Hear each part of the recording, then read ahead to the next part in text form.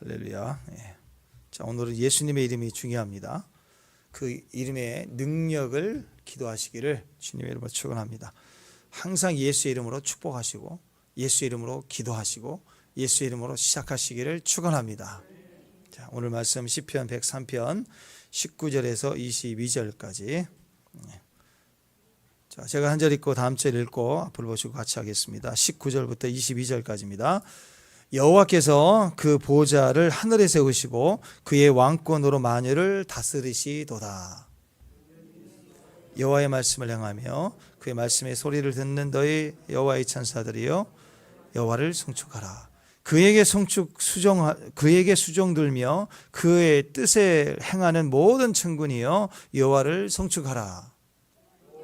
지으심을 받고 그가 다스리시는 모든 곳에 있는 너희여 여호와를 송축하라. 내 영혼아 여호와를 송축하라. 아멘. 축복합니다. 예수님의 이름으로 여호와를 송축하라. 축복합니다. 축복합니다. 학교에 시험 보고 온 아들이 간절히 기도합니다. 밤에 잠을 안 자고 기도하죠. 늦게까지 기도하는데 보니까 하나님 스페인의 수도를 로마가 되게 해주세요. 스페인의 수도를 로마가 되게 해주세요. 그렇게 기도해요. 그래서 이게 말이 안 되죠. 스페인의 수도가 마드리드잖아요. 그래서 왜 그러냐 하고 물어보니까 오늘 학교 지리시험 때 답안지 스페인 수도를 로마로 썼대요. 그래서 오늘 밤에 로마로 바뀌게 해달라고, 정답되게 해달라고. 자, 아무리 간절해도 이런 식의 기도 응답이랄까요? 때로는 전혀 우리 주님의 뜻과 상관없는 내 뜻만 가지고 막 연락에 뛰면 그게 답인 줄 알고 막 엄청나게 뒤집어지고 뛰고 펄펄 날고 주여 주여 주여. 오해도 사겠죠. 그렇게 부르짖으면 죽여 죽여 막 이렇게 들린다고.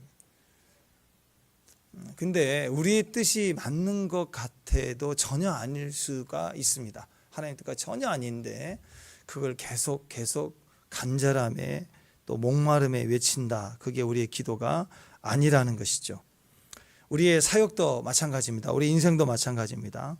항상 내 입장에서 하나님 일을 생각하면 그건 사역이 아닙니다. 내 일이에요. 내 일. 진짜 사역은 항상 하나님의 일이죠. 그분이 우리 안에서 그분의 일을 하시는 거예요.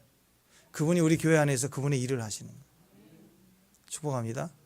그분이 우리 공간, 우리 가정, 이 사회 안에서 그분의 일을 행하시는 거예요.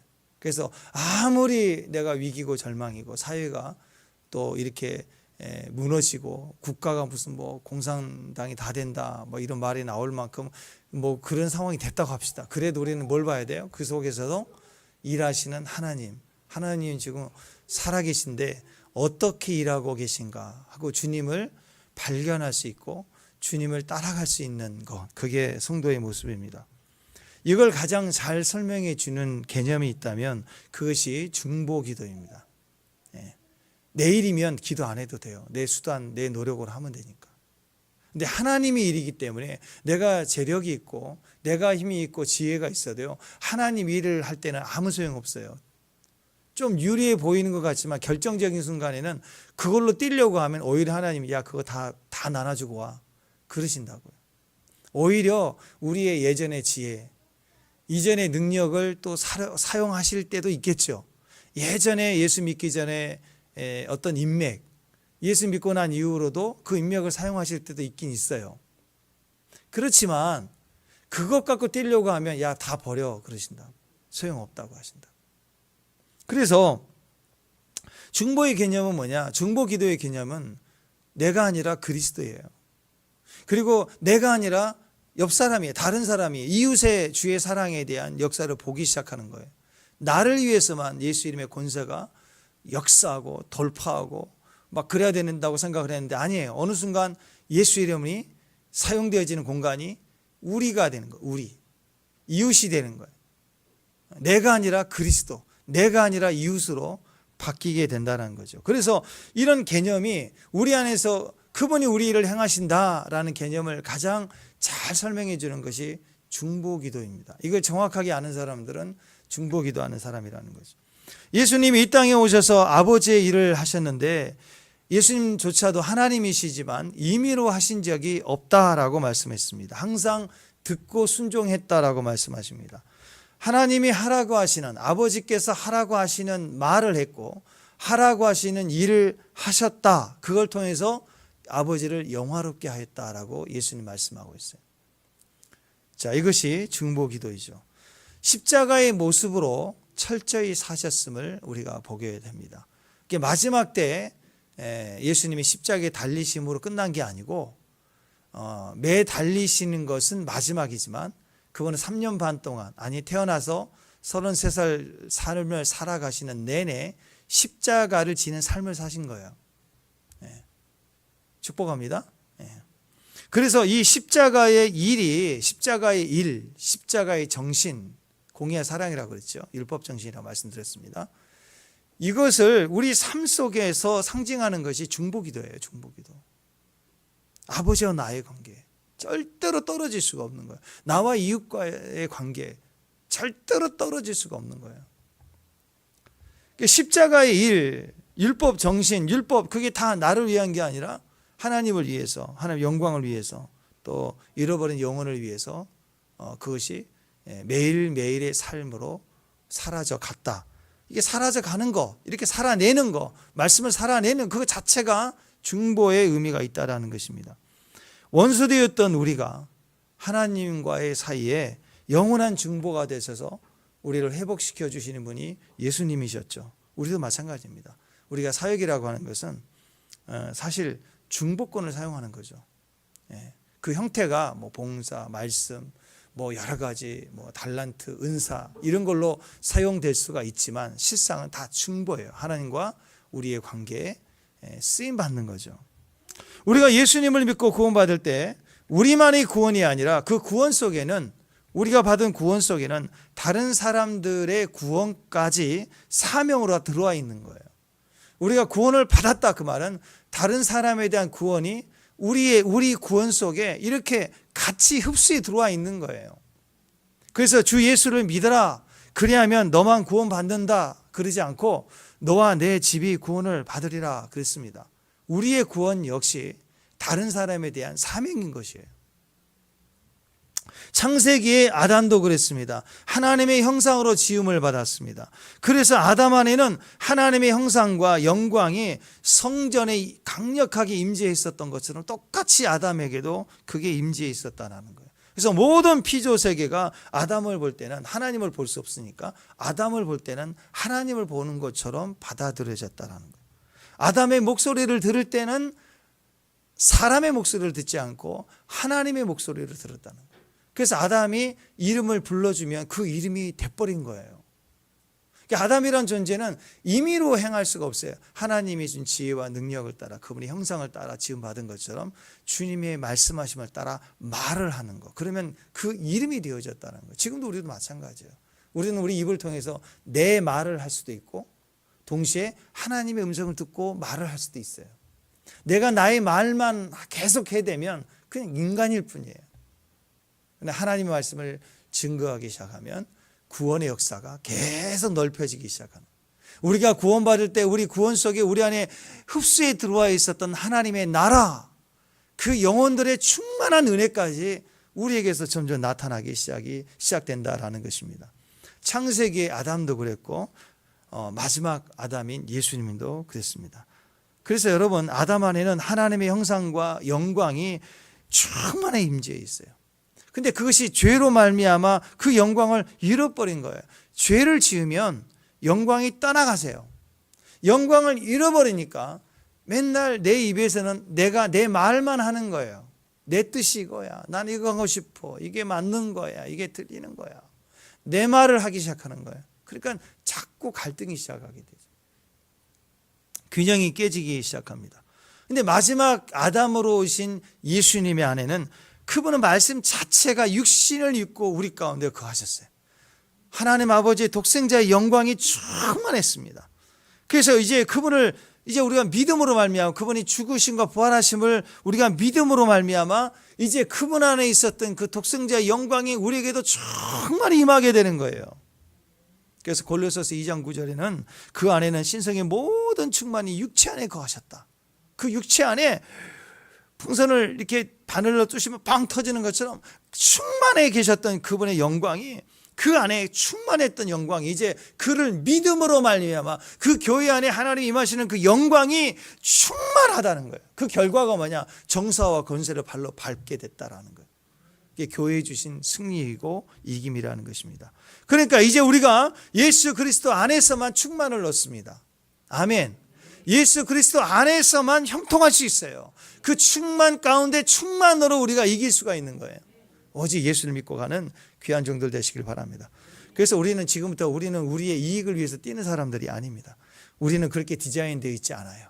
우리의 옛사람은 나만을 위해서 디자인되어 있었어요. 내 뜻, 내 갈망, 내 욕망을 위해서만 살았어요. 근데 우리가 예수 그리스도로 말미암아 거듭나는 순간 그의 나라에 속한 모든 신성과 영광이 우리 가운데 그냥 들어와 가지고 우리 안에 세팅이 돼버리는 거예요.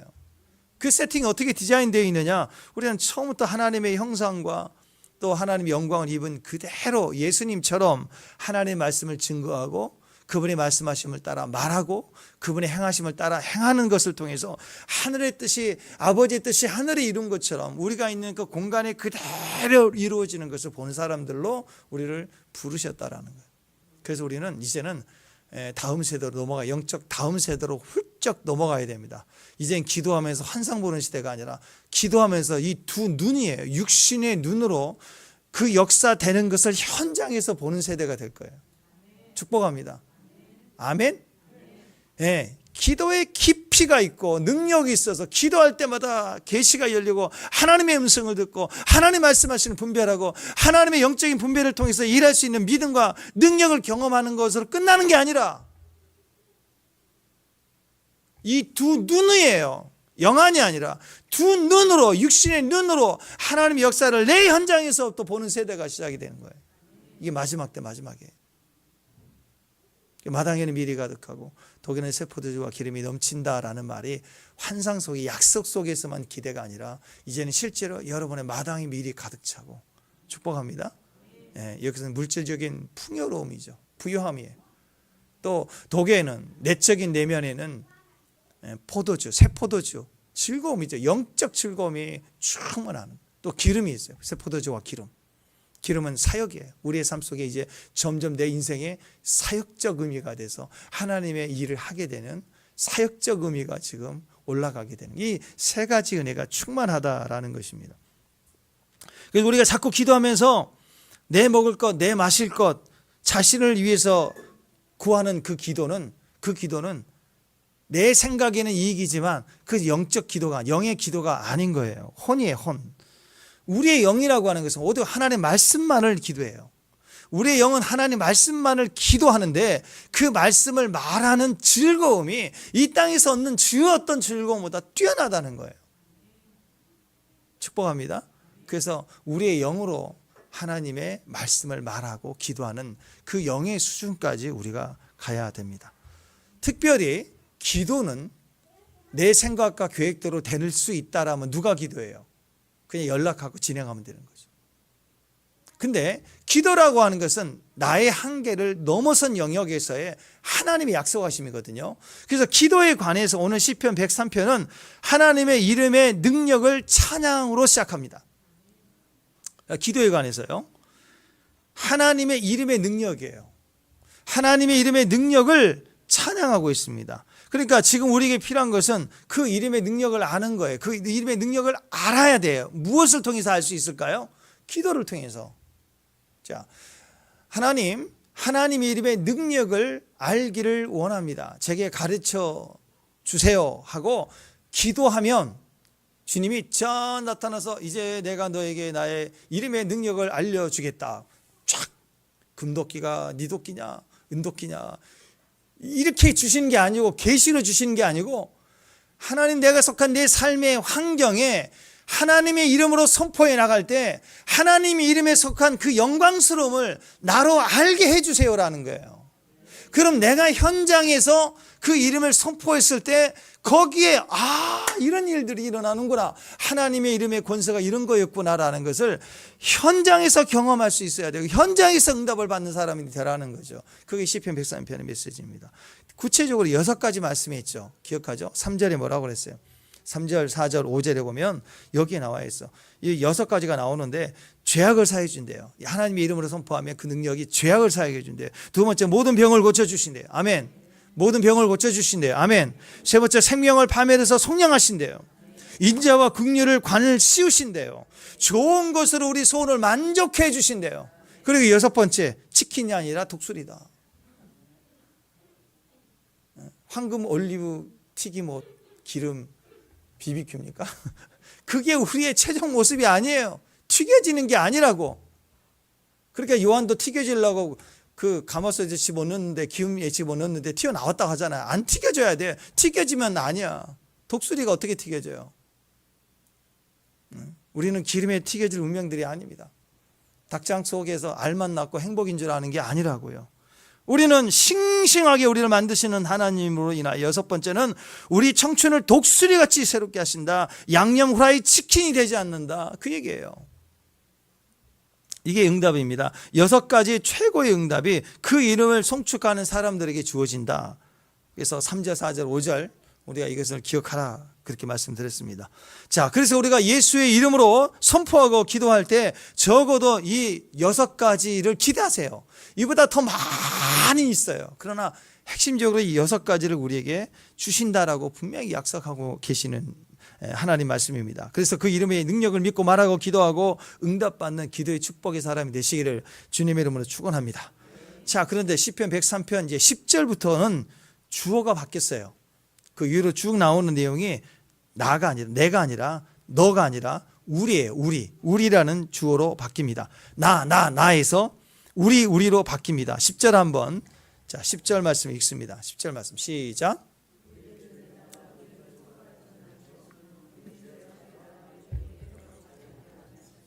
네. 자, 이거 보니까 우리에게 무슨 의미입니까? 하나님의 말씀은 공동체를 위하는 거예요. 신명기에서 말씀드렸죠. 나만 복이 아니라 공간을 채우시는 하나님의 임재. 자, 예수로 말미암아 우리가 구원받았습니까?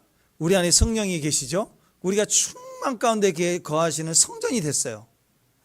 그러니까 이제 충만히 채워져야 될 것이 어디냐? 우리 공간이에요. 자, 그래서 우리는 우리에게 공동체에 대해서 말씀하고 계시는 거예요. 예수님께서 주기도문을 가르쳐 주실 때도 하늘에 계신 나의 아버지 그랬습니까? 하늘에 계신 누구 아버지? 웅이 아버지? 웅이 아버지? 우리 아버지, 하늘에 계신 우리 아버지요. 한국말에는 우리라는 말이 오해하면 안 돼요. 좀 오해가 될 수 있죠. 아내, 우리 아내 말이 돼요? 우리 아빠, 우리 아내. 그러면 한 여자를 두고 동네 사람 다 자기 아내예요? 우리 아내? 예, 영어로는 서양적 개념으로는 우리가 우리잖아요. 위잖아. 위라는 개념인데 한국말의 우리는 좀 달라요. 울타리라는 뜻이에요. 울타리. 그러니까 이해돼요. 우리 아내 그러면 울타리 안에 있는 나의 아내. 그래서 우리 아내라고 얘기하는 거예요. 의미가. 그렇지만 우리 한국 사람들은 그래서 우리 아빠, 우리 딸 뭐 이렇게 얘기하고 그렇지만 영어에서 얘기하는 위하고는 좀 다른 개념입니다. 그러니까 성경에서 얘기하는 이 우리에게 우리를 이것은 우리가 생각하는 말이 개념이 아니라 순수히 영어적 표현에서의 위예요. 위. Our God. 하나님, 우리의 하나님. 그냥 전체의 하나님. 우리의 하나님이란 그런 개념입니다. 자, 그래서 이 공동체라는 개념을 말해주고 있는 단어가 바로 우리라고 하는 단어예요. 공동체의 개념이니까 그 이름의 능력은 어디까지 가야 되냐면 나에게만 역사되는 게 아니라 이 공동체 공간에까지 그 이름의 능력이 나타나져야 돼요. 그래서 내 기도가 내 이름과 내 상황과 내 환경만을 위해서 기도하면 그건 중보기도라고 하지 않아요. 이 기도의 영역 가운데 공간이 있고 이웃이 있고 하나님 나라로 뻗어나갈 때 그 기도는 중보적 기도로 바뀌는 거예요. 하나님의 축복은 나 한 사람만이 아니라 그 한 사람을 통해서 전체를 구원받게 하시는 능력입니다. 예수님도 그랬고요.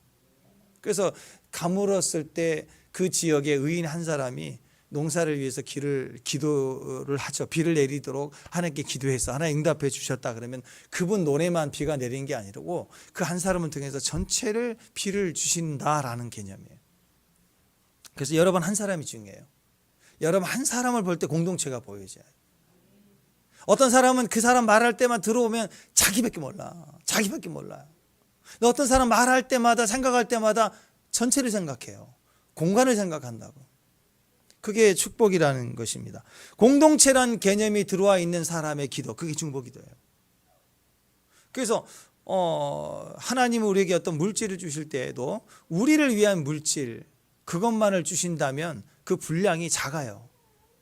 근데 그 나라와 의를 위해서 열방을 위해서 써야 될 분량이 큰 사람에게는 하나님이 하나를 주시는 게 아니죠. 30배를 주시고 60배를 주시고 100배를 주신다는 거예요. 그래서 우리의 공간이 기도의 영역이 또 사역의 영역이 넓어지고 커져야 됩니다. 이제 이해가 되시죠? 왜 살면서 내가 어렵고 힘들고 마음이 아프고 못이 박혀 있는 것처럼 힘들고 진짜 그렇죠. 못이 그냥 박힌 걸로 끝나지 않고요. 이걸 또 건드려. 못 하나 받고 지나가면 누가 툭 건들고 이 사람 그냥 툭 건들고 막 파고들고 애려 빠지지도 않아. 이 가시가. 왜 그럴까요? 그러면서 포기되어지고 내려놓게 되면서 이 마음이 점점 넓어지기 시작하는. 이 마음이 좁쌀만한 마음이 넓어져서 태평양처럼 커질 때 그 사람의 기도의 영역도 커지는 거예요. 이웃을 향해서 환경을 품어내는 만큼 내면이 커지는 거예요. 그것이 커지려면 그냥 늘리면 안 되는 거예요. 아파야 돼요. 아파야 되니까 못을 박아놓고 계속 건드는 거예요. 턱 건드려서 아프고 아플 때 그게 넓어져 가는 거예요. 자, 구약에 보면 대표적인 예로 모세의 중보기도가 있죠. 모세도 중보기도를 통해서 민족을 살려냈습니다. 모세 없었으면 다 죽었어요. 자, 한번 보세요. 출애굽기 32장입니다. 자, 31절 32절 시작. 모세가 여호와께로 다시 나아가 여짜오되 슬프도소이다. 이 백성의 자기를 위하여 금신을 만들어 싸우니 큰 죄를 범하였나이다. 그러나 이제 그들의 죄를 사하옵시며 그렇지 아니하시오. 원컨대 주께서 기록하신 책에서 내 이름을 지워버려 주옵소서. 이스라엘 백성들을 살려내려고 모세는 생명록에 기록된 자기 이름을 지워달라고까지 말하면서 중보했습니다. 매달렸습니다. 모세의 강구하는 이 모습 속에는 가장 기본적인 중보기도의 모습이 나와요. 선택, 그리고 이름, 그리고 언약이란 이 순서가 중보기도의 너무너무 중요한 공식입니다. 모세의 중보기도는 철저히 하나님 입장에서 기도했어요. 내 사정의 절박함이 기준이 아니에요. 내 입장에서가 아니라 하나님 입장에서 매달려서 기도했어요. 그러니까 기도할 때 이 세 가지 선택, 그리고 그 이름을 가지고, 그리고 언약의 하나님을 붙들고 기도하는. 자, 모세가 구체적으로 어떻게 기도했는가를 자 11절, 12절, 13절까지 자 읽어보십시다. 시작. 모세가 그의 하나님 여호와께 구하여 이르시되 여호와여 어찌하여 그의 큰 권능과 강한 손으로 애굽 땅에서 인도하여 내신 주의 백성에게 진노하시나이까. 하나님의 선택하신 백성입니다. 이것부터 시작하는 거예요. 선택을 딱. 하나님 나를 부르셨죠. 나를 사랑하셨잖아요. 나를 거기에 가라고 하셨잖아요. 먼저 하나님 앞에 중보기도할 때 선택을 붙들고 놀지. 두 번째 시작. 어찌하여 애국 사람들이 이르기를 여호와께서 자기 백성 산에서 죽이고 지면에서 진멸하려는 악한 의도로 인도해 내셨다고 말하며 하시려 하시나이까. 주의 맹렬한 노를 그치시고 그 뜻을 돌이키사 주의 백성들에게 이 화를 내리지 마옵소서. 하나님의 이름이 땅에 떨어지게 하지 마세요. 세상으로 하나님 이름이 저눈거리가 되면 되겠습니까? 하고 하나님의 이름이 거룩하고 영광 받으셔야 된다고 하나님께 다시 얘기하는 거예요. 자, 세 번째 시작. 주의 종 아브라함과 이삭과 이스라엘을 기억하소서. 주께서 그들을 위하여 주를 가리켜 맹세하여 이르시기를 내가 너희의 자손을 하늘의 별처럼 많게 하고 내가 허락한 이 온 땅을 너희의 자손에게 주어 영원한 기업이 되게 하리라 하셨나이다. 아멘. 하나님의 약속으로 하신 약속이죠. 지금 상황이 어려워도 약속하셨잖아요. 약속하신 걸 지켜주세요 하고 약속을 근거로 매달리는 거예요. 여기 하나님 움직이시죠. 이 모세의 기도 때문에 네 백성이 아니라 나의 백성으로 하나님이 돌이키십니다. 하나님 주의 백성이십니다. 당신이 선택하셨습니다. 하나님 이름이 합당히 여김을 받아야 되지 않겠습니까? 하나님의 이름을 땅에 떨어지게 해서는 안 됩니다. 하나님의 언약은 지켜져야 됩니다. 하나님 이 백성의 패역함을 보지 말고 하나님이 약속하신 말씀을 좀 봐주세요. 우리도 마찬가지죠. 내 환경의 상황을 보고 발작할 게 아니라 뭐라고 성경에 써 있는가를 보고 기도해야 돼. 마찬가지예요. 하나님이 무지한 모습, 이 비피한 모습 보지 마시고, 이 죄인된 모습 보지 마시고, 하나님 저에게 주셨던 약속을 다시 한번 기억해 주세요. 약속을 따라 다시 한번 기회를 주세요. 그게 강력한 기도의 모습이었다라는 거예요. 죄로 인해서 한 영혼이 망해 갈 때 주님 그래도 주의 자녀 아닙니까? 그죠? 선택을 얘기하는 주의 이름으로 인하여 여기서 끝내면 안 됩니다. 이 아들이 회복될 때 주의 이름이 높아질 거예요. 그리고 처음 하나님이 우리에게 주셨던 약속의 말씀을 기억하소서. 그 약속을 이루어 주세요. 그럴 때 움직이신다. 하나님이 움직이신다.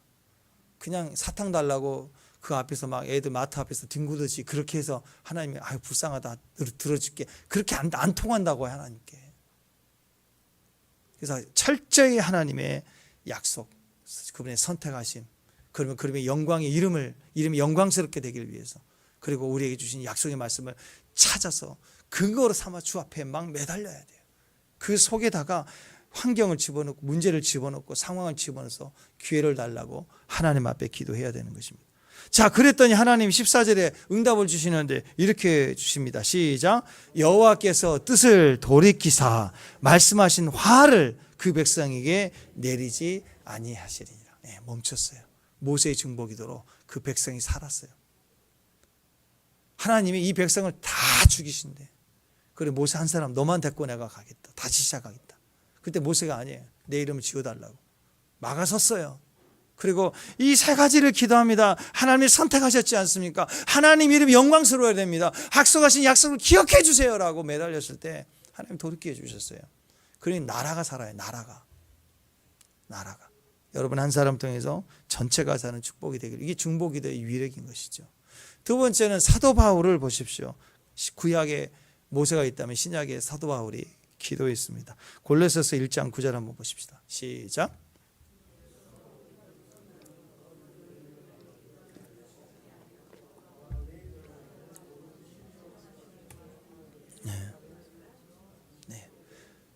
사도 바울이 에바브라가 돌아와서 골로새 교회에 대한 소식을 들었을 때 듣자마자 우리로 듣던 날부터 너희를 위해서 기도하기를 그치지 않았다. 그 상황을 듣자마자 기도 시작했는데 그 기도가 멈추지 않았다는 거죠. 전부로 받아서 뛰었다는 거예요. 그 내용 들어보세요. 뭘 기도했는가? 10절, 11절, 12절까지 시작. 주께 합당하게 행하여 범사에 기쁘시게 하고 모든 선한 일에 열매를 맺게 하시며 하나님을 아는 것에 자라게 하시고 그의 영광에 힘을 따라 모든 능력으로 능하게 하시며 기쁨으로 모든 견딘과 오래 참음과 이르게 하시고 우리로 하여금 빛 가운데서 성도의 기업의 부분을 얻기 합당하게 하신 하나님 아버지께 감사하기를 구하노라. 이것을 붙들고 기도했다라는 것이에요. 우리가 가장 가치 있고 영원한 축복이 되는 것은요, 친히 설명해주고 너가 그렇다고 이해해주고 믿어주고 그리고 포기하지 않고 그리고 그 자리에서 계속 기다려주는 거. 이것이 우리에게 얼마나 큰 축복인지 몰라요. 여러분 닭이 이렇게 알을 낳을 때 막 그렇게 막 금을 깨고 나올 때 안타깝잖아요. 그래서 그걸 깨주면 안 돼요. 기다려야 돼요. 그 병아리가 깨 나오면서 그 근육이 움직이고 그 근육이 이렇게 활성화되고 면역도 강해지고 이렇게 그게 반드시 필요한 시간들인데 너무 안타깝다고 도와주겠다고 그냥 툭 깨갖고 후라이 늘 해먹으니까 후라이 하듯이 툭 깨서 깨주고 이제 잘 살아? 팩 죽어요. 팩 죽어. 거기서 기다려줘야 돼. 기다려줘야 되는 거예요. 힘들 때 옆에서 그냥 가서 결제해 주지 말고 기다려줘야 돼. 같이 있어줘야 돼. 참아줘야 돼. 믿어줘야 돼. 이게 굉장히 중요한 축복입니다. 여러분 주변에 내가 무슨 말을 해도 다 받아주고 이해해주고 따지지 않고 묻지 않고 확인하지 않고 그냥 다 받아주는 사람이 있다면 우리 굉장히 큰 축복을 받고 있는 거예요. 여러분 주변에 그런 사람이 되시기를 바랍니다. 하나님 말씀 없이는 절대로 우리가 성화될 수 없어요. 인간의 충고나 가르침으로는 안 변화돼요. 하나님으로만 변화가 돼요. 그러니까 하나님께 말하고 기도하려고 기도하고 기다려야 돼. 그럴 때 그 말씀이 가장 크고 좋은 가치를 가지고 하나님의 뜻을 따라서 기다려줄 때 녹아내려가는 것처럼 하나하나 꿈틀거리면서 나와서 변화가 되기 시작하는 거예요. 이게 중보기도입니다. 중보기도하는 사람은 그냥 말이 많지 않아요. 하나님께 말을 해요. 사람에게는 별 말을 안 해요. 바리새인들은 기도 안 하고 말이 많아. 옳다, 그르다, 안식일에 일하였도다, 막 이런 말을. 중보자는 철저히 하나님 앞에서 엎드려 기도하고 사람에 대해서는 말하지 않고 기다려줘요. 사도 바울이 골로새 교회를 향해서 출산해냈다라는, 출산해냈다. 중보의 모습은 출산해내는 거예요. 아브라함의 중보 기도를 보십시오. 창세기 18장에 보면 소돔과 고모라 성이 멸망 직전에서 그것을 가지고 하나님 앞에 막아섰어요. 하나님 의인과 악인을 함께 멸하려 하시나이까 하면서 거기에 죄인도 있고 악인도 있지만 의인도 있지 않습니까? 악인을 심판하려다가 의인도 죽지 않겠습니까? 하고 주님 앞에 막아섰습니다. 그러면서 말하기를 하나님 주여 의인 50이면 그것을 멸하시나이까? 의인 50이면 멸하지 않지. 그럼 5명 빼면요 45명이면 45명만 있어도 내가 안 빼지. 막 계속 줄여요. 30명이면 20명이면 10명 있으면요 10명 있어도 나는 멸하지 않지. 10명도 없다는 거 아니에요. 아브라함이 할 말을 이랬어요. 끈질기게 심판을 막아서려고 10명까지 줄여가면서 소돔성의 영혼들이 너무 불쌍하니까 살려달라고. 특별히 그 성에 누가 있어요? 조카 롯이 들어가서 하잖아요.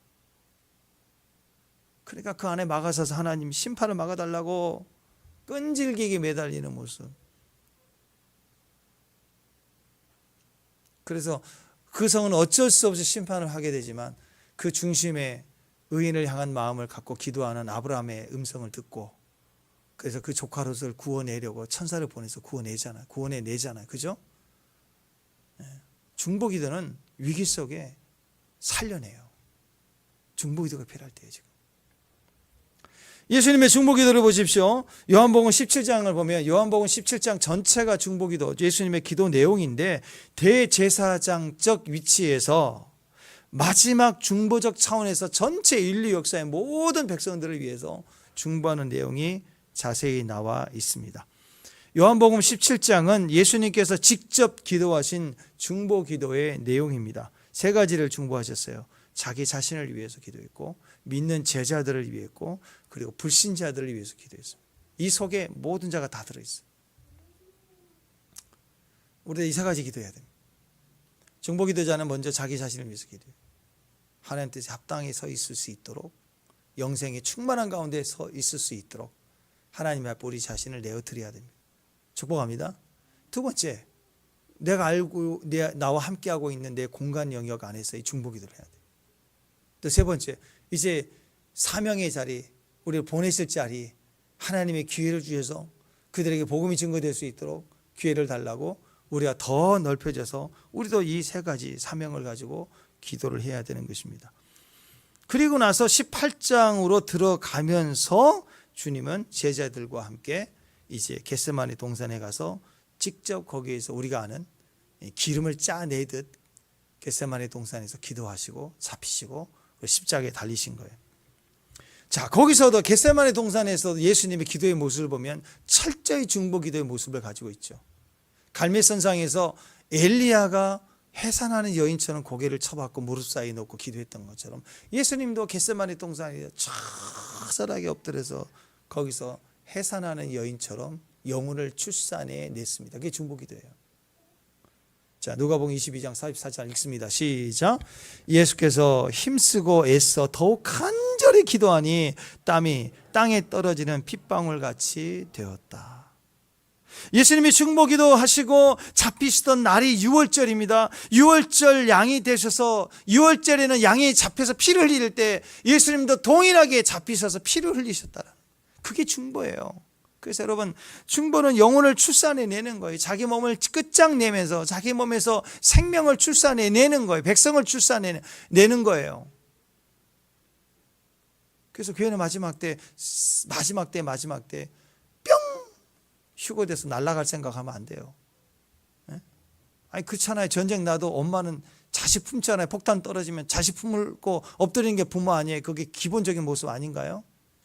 근데 뿅 놔놓고 도망가 버려요. 그게 무슨 엄마예요, 그게? 휴거가 그런 거라고. 사람들 그렇게 생각해요. 전쟁 나기 전에 뿅 올라갈 생각하는데 여기는 영혼 하나 생각 안 하고.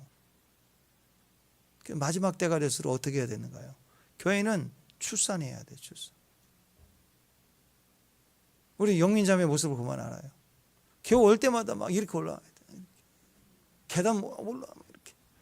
예배 드리다가 가고 출산해 버려야 돼요. 그래서 막 믿음이 출산되고, 찬양이 출산되고, 영광이 출산되고, 비전이 막 출산되고, 열방이 들어오고 막. 그래서 교회 이름을 산부인과로 바꿔야 돼요. 기쁨의 산부인과 교회. 출산해야 돼. 거기서 막 7개월 분, 뭐 6개월짜리, 뭐 3개월짜리, 뭐 남자 여자 상관없어요. 막 영적으로 말씀을 잉태해서 좋은 바치니까 막 자라나게 해서 출산해 내려고 소리를 지르고 외치는데, 예수님의 기도의 모습처럼 땀이 땅에 떨어지는 핏방울같이 눈물같이 흘러내리더라. 중보의 모습인 거예요. 그래서 교회 와서 막 땀을 흘리고 피를 흘려야 돼요. 아이를 출산할 때 엄마의 몸에서 피가 나오잖아요. 그 생명이 나온다는 증거예요. 하루하루 갈기 찢기며 고난당하고 핍박당하고 어려움이 있다는 것.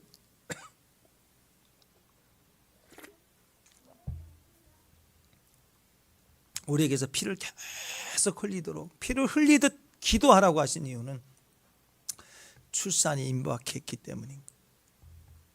그래서 마지막 때가 되면 교회가 핍박을 더 받죠. 어려워지는 거예요. 그건 무슨 의미일까요? 주님의 때가 가까웠구나. 야, 나에게서 영광이 출산되는 거구나. 그래서 핍박 올수록 기뻐해야 되는 것입니다. 6월절, 이스라엘 6월절에는 양을 잡았죠. 그때 6월은 굉장히 달이 큽니다. 보름달이에요. 굉장히 큰 보름달. 이스라엘의 보름달이 뜨는 밤에는 후레쉬가 필요 없을 만큼 밤인데 낮 같지는 않을지라도 훤히 잘 보인다고 해요. 특히 이스라엘. 여유가 있으면 여러분 여유가 있을 때는 이스라엘에 한번 여행을 가보세요. 6월절 또 제일 많이 가는 때가 이제 9월, 10월 이렇게 로시아샤나 때 제일 많이 가긴 하지만 6월절에도 가보세요. 그때 얼마나 밝은가. 자, 그러니까 하나님께서는 6월절 어린 양의 실체에 있은 예수 그리스도의 피가 무엇을 의미하는 것인지 그 의미를 달에다 새겨놓은 거예요. 달 모습을.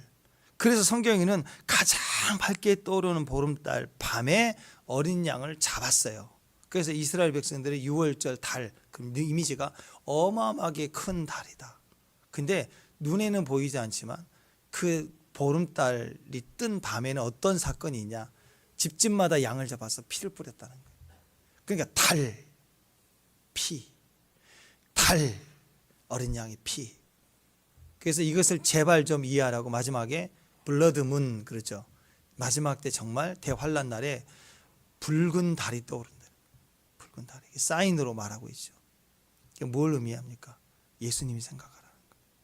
한번 생각해 보세요. 지금 이 시대에 스마트폰에도 후레쉬가 있는데 만약에 전쟁 나서 뭐 전기 시설 끝나고 뭐 물도 마실 수 없으면 인프라가 다 파괴되고 두려움이 떨고 이런 일들이 계속 막 전 세계적으로 막 그런 전쟁이 난다 그러면 전기 쓸 수 있나요?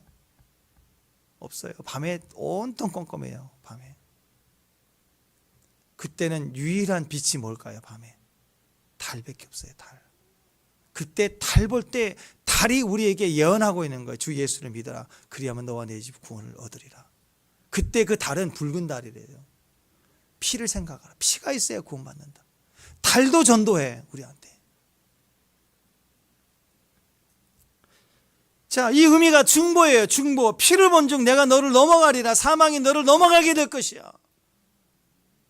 이 환난 날에 예수 그리스도가 계시면 죽음도 너희를 유월하게 할 거야. 넘어가게 될 거야. 그래서 예수만 부르면 너는 구원을 받는다라는 구원의 메시지를 우리 가운데 나타내주고 있어요. 그러니까 우리는 이제 다른 달처럼 붉어져 가지고 증거한다면 우리는 어떻게 증거해야 돼요? 어떻게 증거해야 돼요? 중보하라는 거예요. 중보. 어떻게 중보해야 돼요? 이렇게 하면 돼요. 시작. 하나님이 세상을, 이렇게 안 나와. 자, 시작. 하나님이 세상을 이처럼 사랑하사 독생자를 주셨으니 이는 그를 믿는 자마다 멸망하지 않고 영생을 얻게 하려 함이라. 하나님이 그 아들들을 세상에 보내신 것은 세상을 심판하려 하심이 아니요 그로 말미암아 세상의 구원을 받게 하려 하심이라. 우리 입에서는 계속해서 피를 얘기해야 돼요. 그게 중보예요. 예수를 전해야 돼요.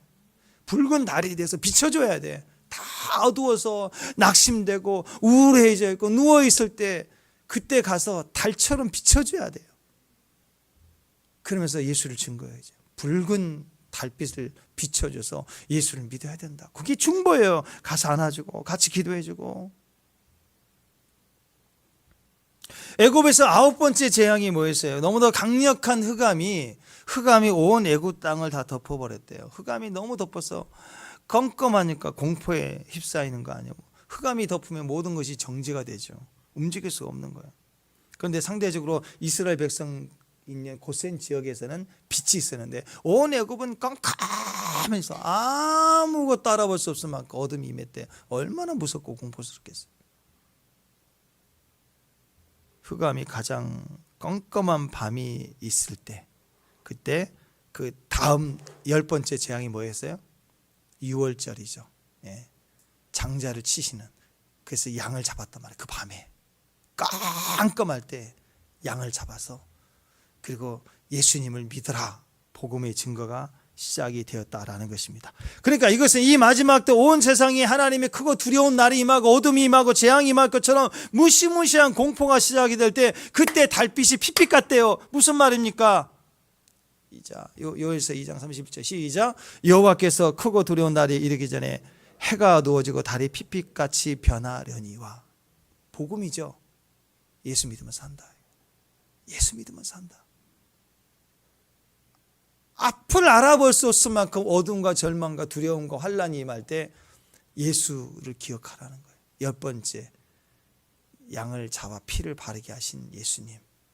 예수님을 생각하면 죽음도 유월한다. 우리를 살린다. 구원시켜 줄 수 있다라는 능력이 그 말씀에 있다라는 것입니다. 세상의 종말의 시기에는 온 땅이 다 두려움으로 덮어질 텐데 그때 유일한 빛이 달빛인데 보름달같이 크게 빛나는데 핏빛 같대요.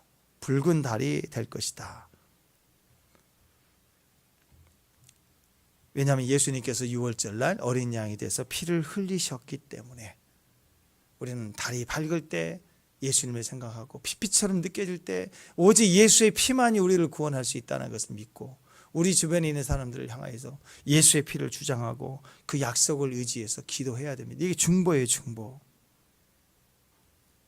온 땅의 흑암, 근데 상대적으로 고센 지역의 불빛, 그리고 전체로 행하시는 주의 때 가운데 뭐가 나타나느냐? 피를 증거해서 유월하게 하시는, 재앙을 지나가게 하는, 사망을 지나가게 하시는 하나님의 역사가 마지막 때 있다라는 거예요. 그래서 이 마지막 때가 되면 세상은요, 전쟁, 기근 이런 문제로 걷잡을 수 없이 암흑이 임할 때 하나님은 교회들을 통해서 빛을 주실 거예요. 아멘. 여러분의 공간에 빛이 있어요. 항상 기뻐하라. 아멘. 그게 끝이에요. 그러면 이제 우리가 빛이 있는 우리는 뭘 해야 돼? 이제는 양을 잡아서 피를 바르고, 그렇죠? 이걸 상징적이니까 우리에게 받아들인다면 예수의 이름으로 살고 예수 이름을 증거하고 예수의 피를 주장하면서 중보해야 돼. 중보. 자, 마찬가지로 대환란의 때 세상이 온통 어두울 때 그때가 이제 보름달이라는 여호와의 크고 두려운 날이 시작될 텐데 그때 사망을 유월하고 새 날을 시작하게 하셨던 것처럼 이제 보름달 생각할 때마다, 어려울 때마다, 세상이 어두워지고 두려울 때마다 우리는 피 생각해야 돼. 피가 보혈이 우리를 살리고 우리 죄를 죽이고 사망을 죽이고 생명으로 우리를 살린다는 것을 계속해서 피를 증거하고 피를 말해야 돼. 축복합니다. 심지어는 커피 마실 때도 피잖아요. 계피, 수정과 먹을 때도 그냥 피. 예수의 피가 생명이 있다. 예수의 피로 산다. 예수의 피로 우리가 이긴다. 피를 극단적으로 예수의 피를 증거하고 선포할 수 있기를 바랍니다. 중보기도에는요, 유월절 어린 양의 피가 흘러요. 중보기도자는 피를 철저하게 흘리면서 기도하기 때문에 뭐 나서서 자랑하고 뭐 내가 얼마나 기도했다고 알리고 그러지 않아요.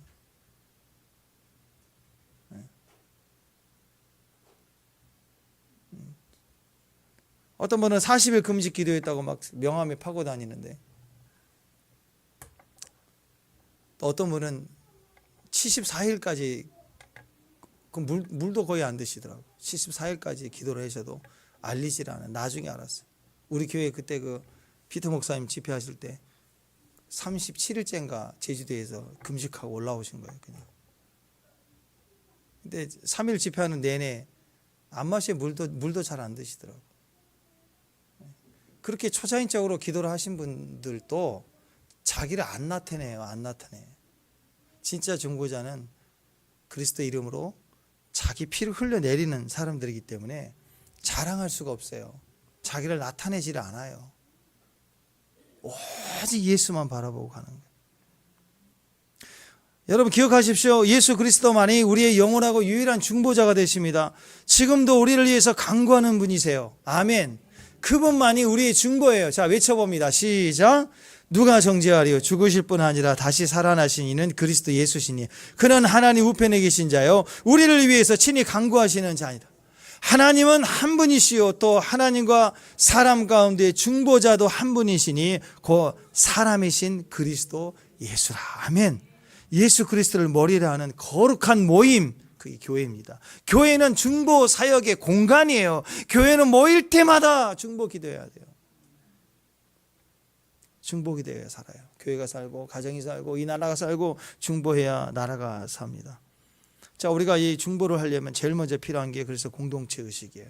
하나님 이름을 가진 그 이름의 역사를 나만이 아니라, 그래서 오늘 시편 103편에서는 10절부터는 우리라는 개념으로 바뀌어지는 거예요. 공동체의 개념으로 하나님의 응답의 역사되라는 거죠. 너 기도를 멈추지 말라. 그 말은 뭐예요? 너 자신 응답받았다고 끝내지 말라는 거예요. 이웃으로 넘어가라. 공동체를 위해서도 넘어가라. 공동체를 위해서 너의 기도가 멈춰서는 안 된다. 그 얘기입니다. 그 이름의 능력은 공동체를 구하고 나라를 구하는 데까지 우리의 기도가 나가야 됩니다. 그래서 여러분 특별히 지금부터 오늘부터 중보기도 하십시오. 공동체를 위해서 더 기도하십시오. 이제 나를 내려놓고 우리를 위해서 기도하세요. 우리나라도 걱정거리입니다. 몸뚱이는 옛날보다 더 잘 사는 나라가 됐어요. 근데 정신적으로 우리나라가 많이 아픈 것 같아요. 지도자가 되겠다고 막 말하는 사람들 수준이 그 발작하는 수준을 보면 무슨 사이코패스, 소시오패스, 나르시스트가 다 돼가지고 막 3중으로 세팅된 분들이 막 지도자라고 나서는 걸 보면 너무 기가 막히는 것 같아요. 전 세계적으로도 지금 전염병, 전쟁 위험, 경제 불안 계속해서 어려운 상황으로 막 들어가고 있지 않습니까? 그러니까 우리가 뭐 해야 돼요? 기도해야 되는 거예요. 우리부터, 그리고 우리 교회, 우리 가정, 하나님 앞에 나와서 하나님 우리 죄악을 멈춰주시고 우리 공동체가 하나님 앞에 기쁨을 얻게 해주세요. 이 공간을 주의 기쁨으로 충만하게 채워주세요 하고 기도하는 것이 멈추면 안 되는 거예요. 안 되는 거. 기도를 남기십시오. 혹시 호랑이면 가족을 남기셔도 돼요. 근데 성도는 이 땅에서 살면서 기도 남기셔야 돼요. 이름은 예수님밖에 없어요. 자기 이름 남기려고 하지 말고 기도를 남기십시오. 자녀들에게 기도를 남겨주세요. 공간에다 기도를 쌓아놓고 가세요. 축복합니다. 그래서 결국 우리의 결론은 십자가예요. 십자가의 공의의 사랑 아닙니까? 자신을 부인하고 예수님만 붙드는 거, 하나님의 공의를 이루시는 것이고 그의 사랑을 완성하는 것이 십자가고 그 십자가로 인하여 세워진 것이 교회예요. 그 교회 안에 있는 그 가정들마다 하나님의 이 공의의 사랑이 역사해야 되는 것입니다. 그래서 여러분, 우리의 기도 속에 철저히 하나님을 의지하고 믿고 가는 그 믿음의 종들이 되시기를 바랍니다. 자, 그러니까 하나님의 이름의 능력이 내 공간에 있게 하는 것이 중보 기도인데, 여러분의 입술과 저의 믿음의 고백을 통해서 그 공간에 계속 쌓여져 갈 때 그 공간에 체험이 되게 하는 거예요. 경험해야 돼요. 쌓아놔야 경험이 될 거 아니에요.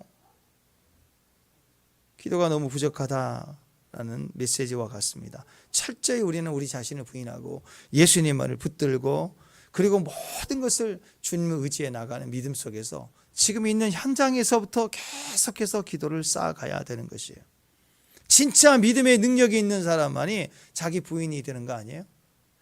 기도의 능력이 있으니까 기도의 능력만 자랑하는 거죠. 자기 자신을 거기에다 껴 맞출 시간이 없어요. 내가 아니고 그리스도죠. 하나님입니다. 그게 우리의 진짜 승리입니다. 자, 오늘 시편 103편 19절부터 오늘 본문 말씀이야. 다시 한번 읽어보십시다. 19절부터 자 22절까지 시작. 여호와의 그의 보좌를 하늘에 세우시고 그의 왕권으로 만유를 다스리는 도다. 능력이 있어. 말씀을 행하며 그 말씀의 소리를 듣는 여호와의 천사들이여 여호와를 송축하라. 그에게 송축 수종들며 그의 뜻을 행하는 모든 천군이여 여호와를 송축하라. 여호와의 지으심을 받고 그의 다스리시는 모든 곳에 있는 너희여 여호와를 송축하라. 내 영혼아 여호와를 송축하라. 내 영혼, 그리고 그 영혼의 송축함을 통해서 그 공간에 우리가 지음받은 그 현장에 하나님의 영광이 나타나도록 쉬지 말고 기도하라. 그 말이 찬양하라, 송축하라, 송축하라, 송축하라, 찬양하라, 찬양하라, 찬양하라 같은 말이에요. 오늘 말씀 기억하십시오. 우리가 고난 중에 있을 때 응답이 뭐냐? 나에게서 하나님으로 옮겨가는 거예요. 진짜 축복이 크면 내 안에 제한을 두지 마십시오. 그 축복이 나를 통해서 이웃에게 흘러 넘어가야 되는 거예요. 그럴 때 그 이름의 능력이 영광스러워지고 그 이름의 능력이 강력해지는 것입니다. 내가 아니고 하나님이시죠. 우리를 부인하며 오직 주님을 의지하고 붙들고 따라가는 삶을 살아갈 때 이게 진짜 능력의 삶이, 성도의 능력의 삶이 되어져 가는 것입니다. 결론이죠. 철저히 하나님의 능력 안에 묶인 바 되는 그런 인생이 되어야 합니다.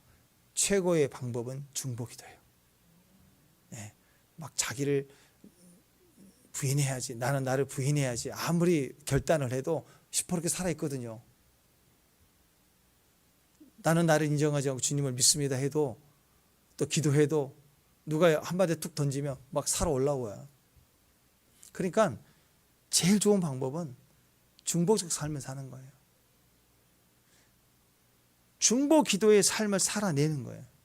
그 공간에 계속 그리스도의 이름을 선포하면서 그 영혼을 위해서, 그 나라를 위해서, 하나님을 위해서 그 나라와 의를 구하는 기도를 해나갈 때 우리는 우리 자신으로부터 자유해지기 시작하고 우리 상처로부터 자유해지기 시작하고 우리 어두움의 어떤 반복되는 느낌에서부터 우리가 자유케 되고 우리는 하나님의 승리 가운데 들어가게 되는 것이에요.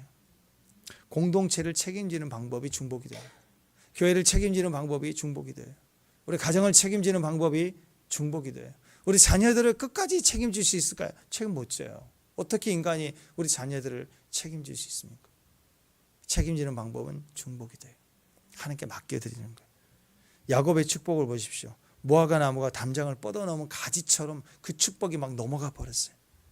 자기 한 개의 담장이 걸려있지 않고 넘어가 버렸어요. 그 나라와 의를 구하며 다른 사람을 위해서 중보기도할 때 그 사람의 영향력이 담장을 넘어가게 되어 있습니다. 또 동시에 중보기도를 해야 될 담장을 넘어가도록 중보기도를 하셔야 됩니다. 동시에 잘 들으세요. 중보기도를 부탁하십시오. 어떤 사람은 균형이 안 맞아요. 자기는 기도 하나도 안 하고 맨날 기도 부탁만 하는 사람이 있는가 하면 어떤 분은 자기는 기도하고 기도 부탁을 아예 안 해요. 아닙니다. 우리는 주님 안에서 우리가 돼야 돼요. 기도 부탁하십시오. 그게 영적인 거예요. 그리고 기도를 하십시오. 기도해 주십시오. 그게 영적인 거예요. 자, 오늘 집에 가시면 가까운 옆에 있는 사람에게 기도 부탁 하나씩 하기. 설교 숙제 기도 부탁하기. 또 기도 부탁 들은 대로 해주기. 한 몸이니까, 그리스도를 머리로 하는 한 몸이니까, 한 공동체니까 기도 제목 나누고 기도 부탁하세요. 그리고 기도해 주세요. 스탠리 존스 선교사님, 인도 선교사님 이야기 예전에 한번 했는데요. 심각한 질병, 좌절, 이런 분들에게도 오늘 우리 그런 마음이 있다면 위로가 되지 않을까 싶습니다. 그분의 그 책이 있어요. 하나님의 예스란 책. 스탠리 존스 목사님은, 선교사님은 70세까지 30대의 체력으로 뛰어다녔대요. 70대까지 펄펄 뛰어다녔대요. 굉장히 건강하신 분이에요. 근데 갑자기 중풍이 와서 쓰러졌어요. 그래서 이건 내가 이대로 멈출 수는 없지. 그래가지고 어떻게 했느냐, 전 세계 크리스찬들에게, 자기 아는 사람들에게 중보기도 요청을 했어요. 축복합니다. 기도 부탁을 했어요. 그리고 병원에 입원해 있는 동안 간호사님들에게 체크하러 왔다 갔다 하잖아요. 간호사님 볼 때마다 기도 부탁해서, 자기를 볼 때마다, 눈 마주칠 때마다 나사렛 예수의 이름으로 걸어라, 그 얘기를 해달라고 부탁을 했어요. 자기가 알 수 있는 모든 루트를 통해서 자기를 위해서 기도해달라고 부탁할 뿐만 아니라, 병실의 간호사님들 지나가 눈 마주칠 때마다 나사렛 예수 이름으로 일어나 걸어라를 나에게 해달라고 부탁을 한 거예요. 이게 쌓이고 쌓였습니다. 그리고 다시 걸어놨어요. 다시 뛰었어요. 그리고 89세까지 히말라야 산 뛰어다니면서 전도했대요. 네. 우리도 이렇게 살아야 됩니다. 하나님 영광이 있으면 부르심 다 할 때까지 펄펄 나면서 뛰어다니시길 바랍니다. 축복합니다. 그 중간에 문제가 있습니까? 어려움이 있습니까? 질병의 위기가 오나요? 어떻게 해야 돼요? 중보기도 중보기도 부탁하세요. 그리고 심지어 기도 사역을 부탁하세요. 나를 예수 이름으로 걸어라고 명령해달라고 부탁을 하고 다니는 거예요. 왜? 그 믿음대로 될지어다. 말한 대로 될지어다. 계속 선포해 주는 거예요. 계속. 이 공간에 대해서, 우리 자녀들에 대해서, 이 나라에 대해서. 어떤 상황에서도 중보기도를 부탁하고 또 중보기도를 할 수 있는 믿음의 종들이 되시길 바랍니다. 이 마지막 때 교회는, 각 가정들은 다 중보기도의 사명이 있습니다. 그 증거가 뭐냐? 우리 안에 하늘과 땅에서 간 모든 중보권이 들어와 있어요. 권세가 들어있다고. 축복합니다. 우리 지상명령 다시 한번 새겨봅시다. 마태복음 28장 18절부터 시작. 하늘과 땅에 간 모든 권세를, 이게 중보권입니다. 다시 한번 시작. 예수께서 나와 일러 가라사대 하늘과 땅의 모든 권세를 내게 주셨으니 그러므로 너는 가서 모든 족속으로 제자를 삼아 아버지, 아들과 성령 이름으로 세례를 주고 내가 너에게 분부한 모든 것을 가르쳐 지키게 하라. 볼지어다 내가 세상 끝날까지 너희와 항상 함께 있으리라. 중보권이, 권세가 우리 안에 들어와 있기 때문에 이제는 성령과 신부가 오라 할 때까지 우리는 이 땅에서 하나님의 종들을 향하여 가서 주의 신부들이 오라 할 것이요 대언해 줘야 돼요. 예언해 줘야 돼요. 이렇게 세워줘야 돼요. 그 중보권이 우리에게 있다라는 거예요. 목마른 자도 값없이 듣는 자는 다 와서 먹고 마실지어다 하고 그 영혼을 향하여 말할 수 있어야 됩니다. 이 중보권 안에요, 저주가 끊어집니다. 이 중보권 안에 아픈 병이 떠나가요. 이 중보권 안에서 선포될 때 귀신이 도망가는 거예요. 우리 죄를 사하게 하는 능력이, 자유케 하는 능력이 이 중보권 안에 있는 것입니다. 축복합니다. 그래서 말하세요. 예수의 이름을 사용해서 선포하세요. 그 예수의 이름을 가지고 우리 환경에다 채워넣으세요. 그리고 기도 부탁을 하세요. 기도를 받으세요. 지속적으로 또 받고 또 기도하고 믿음으로 계속해서 선포해 나가십시오. 중보권은 다른 사람의 죄까지 용서해 주시고 사해 줄 수 있는 능력이 있다고 말씀하고 있어요. 다른 사람의 죄를 가져와서 내가 정죄하고 판단하는 게 아니라 그 사람의 죄를 내가 품고 회개하면서 내가 그 안에서 하나님의 이름으로 축복하면 그 안에 귀신이 떠나가고 그 저주가 끊어지는 역사가 그 중보권 안에 있는 거예요. 누군가를 중재하려면 대변할 수 있어야 되지 않겠습니까? 그죠? 그래서 대적을 향해 대변할 수 있는 힘, 그 대적을 이길 수 있는 지혜의 능력이 하나님으로부터 우리에게 주어졌음을 믿으세요. 그래서 이제는 나아가서, 가만히 있지 말고 나가서, 돌파해 나가서 부딪히면서 어둠에 대해서 예수 이름으로 명령해서 끊어내고 쫓아내버려야 되는 거예요. 오늘 이 중보권을 사용해서 하나님의 말씀하신 모든 것들을 저와 여러분의 삶에, 우리 가정에, 우리 공간에서 이루어내는, 성취해내는 주의 귀한 종들 되시기를 축원합니다. 만세, 창세가 시작될 때 이전에 있었던 하나님 계획 속에 있었던 그 영광스러움과 신성이 가득한 것이 교회 안에 있거든요. 이제 이것이 우리 안에 권세로 들어와 있기 때문에 예수의 이름의 선포로 말미암아 이걸 풀어놓기 시작해야 됩니다. 지속적으로 사용하시고 지속적으로 말하고 멈추지 마시고 지속적으로 영혼을 위해서 말할 수 있는 그런 거룩한 중보자가 되시기를 주님의 이름으로 축원합니다. 다 같이 일어나셔서 하나님이 세상을 이처럼 사랑하사 요한복음 3장 16절 찬양합니다.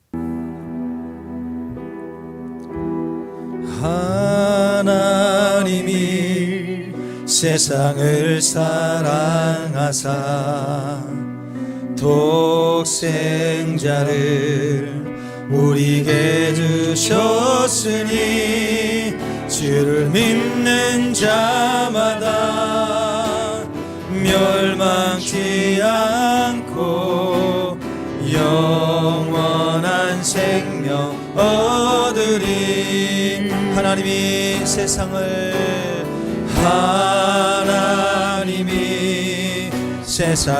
사랑하사 독생자를 우리에게 주셔 주를 믿는 자마다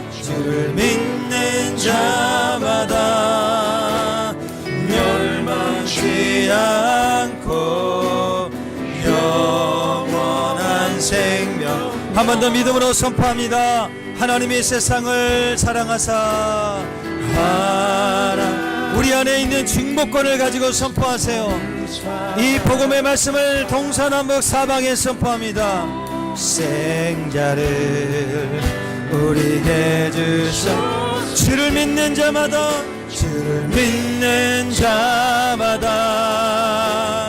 멸망치 않고 영원한 생명 얻으리. 할렐루야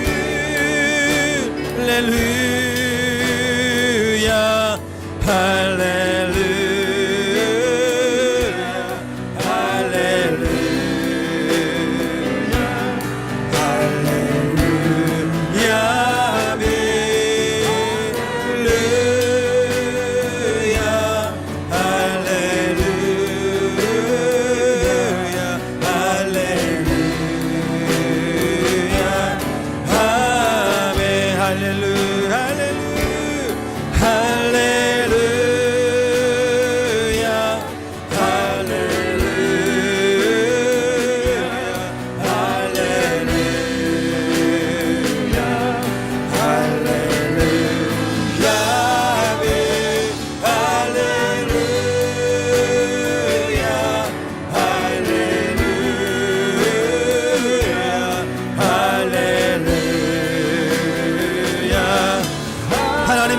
세상을 사랑하사 선포합니다.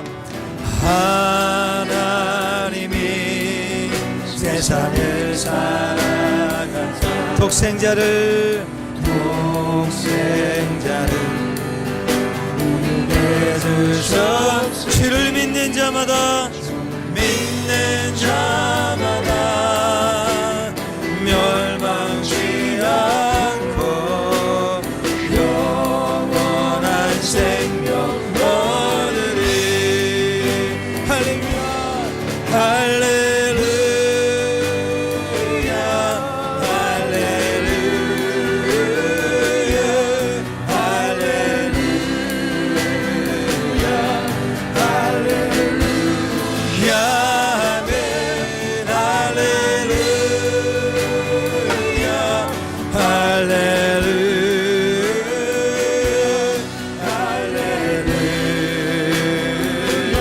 주님께 선포합니다.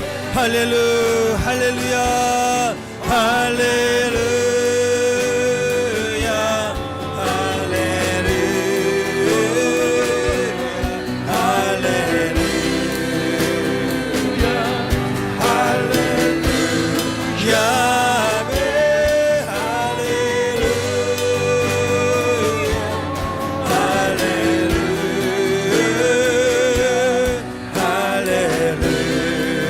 할렐루야, 할렐루야, 할렐루야, 할렐루야, 할렐루야,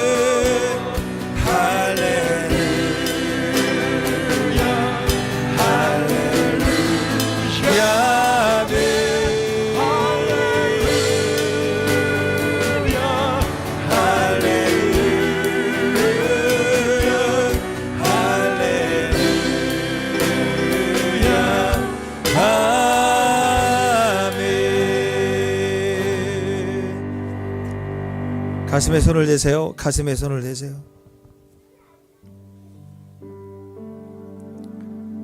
하나님이 세상을 이처럼 사랑하사 독생자를 우리에게 주셨으니 주를 믿는 자마다 멸망하지 않고 영원한 생명을 얻게 하려 하십니다. 하나님, 우리로 주의 음성을 듣게 하옵소서. 주의 임재로 우리를 덮어주옵소서. 오늘 주의 성령으로 우리 머리에서 발끝까지 기름을 부어주옵소서.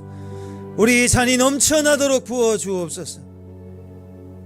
오늘 우리를 부르신 우리 한 사람 한 사람의 그 자리에서부터 오늘 하나님 우리를 영광스럽게 하시며 그 이름의 능력을 두신 그 중보권을 가지고 우리가 고백하고 시인하고 선포할 때 주의 나라가 임하여 주시고 백배로 결실함을 나타내 주시옵소서.